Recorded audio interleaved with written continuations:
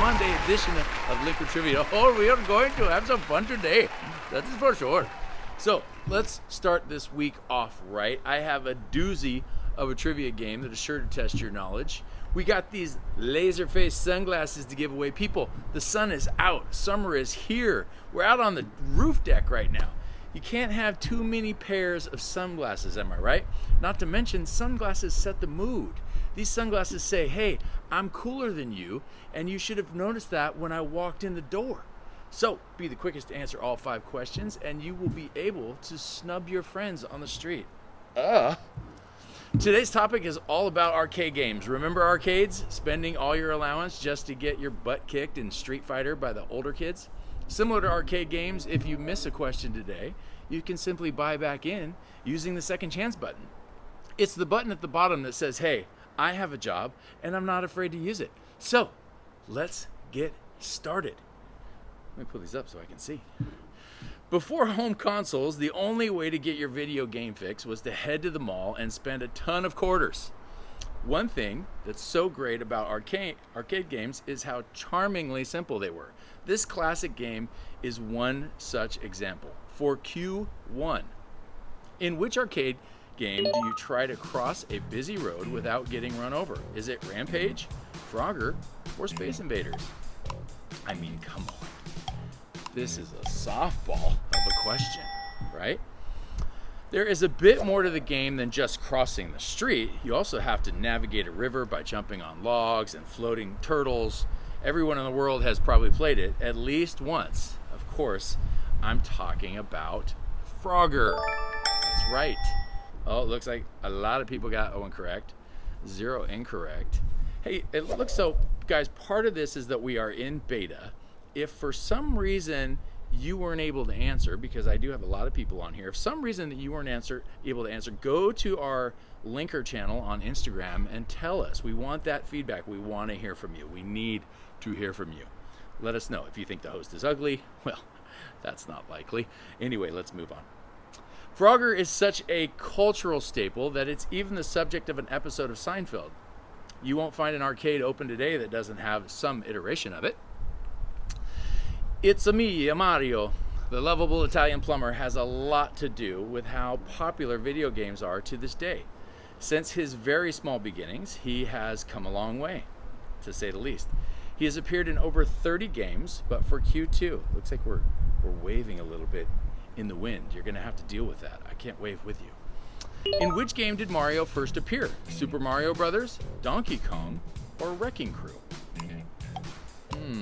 Interesting. What is it? It's crazy to imagine now, with Mario games are at the center of the video game cultural sphere. But Mario used to be called simply Jumpman. For his very first game, he wasn't even the titular character. That game was, of course, Donkey Kong. That was something I did not know until I read it myself. So 6 of you knew that. I did not. Donkey Kong is a confusing name for an ape, but the Japanese word for Donkey Kong also means crazy. So maybe he's supposed to be Crazy Kong. Hey, one of the most classic arcade games of all time features that round little yellow guy we all know and love. Of course, I'm talking about Pac-Man, but that wasn't always his name.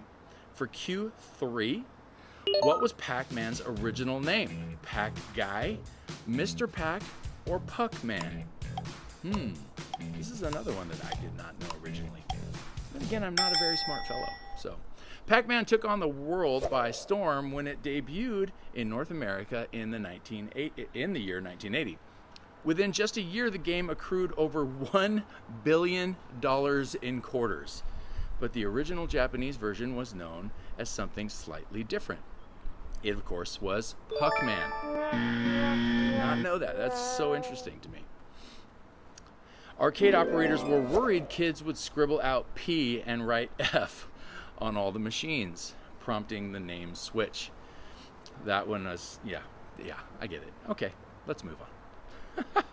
When it debuted, Mortal Kombat was dubbed the most violent video game to ever be released.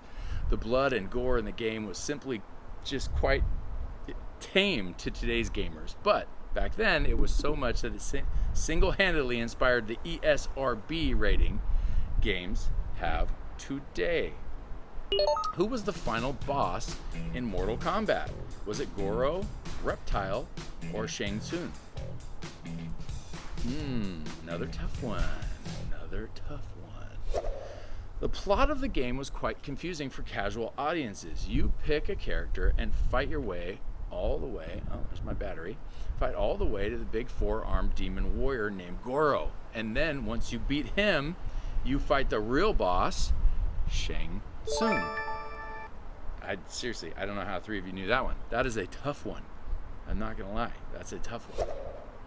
Senator Joe Lieberman took a famous stand against this game, blaming its violence for most of the problems in the world. But Mortal Kombat games and movies are still being made to this day.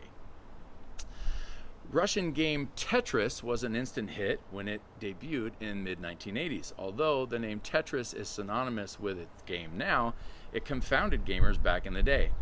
Half of it comes from the word tetra, which means four.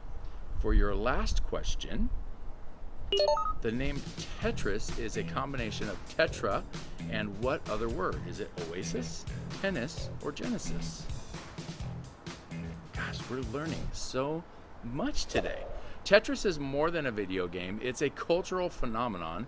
It has been used in over 30 scientific studies, and many people point to it as a source of inspiration for their work. But the name is funny. When coming up with a name, the creator just combined the word tetra with his favorite sport, which is tennis. Duh. That makes sense. Oh, I got 0 correct and 3 incorrect. But, guess what, guys? That means we have no winners for today because the game was too tough, which means I get to go downtown and wear these sunglasses. Oh, game over. We made it to the end, guys. And you didn't even have to spend any quarters. See? Wasn't that fun? So that's all the trivia I have for you today. I would like to give a big thank you to everyone for playing and to our event sponsor, Linker. Don't forget to subscribe to my event feed to stay up to date on our upcoming events and get reminders when it's time to play. And remember, you are all winners in my book. Cheers, y'all.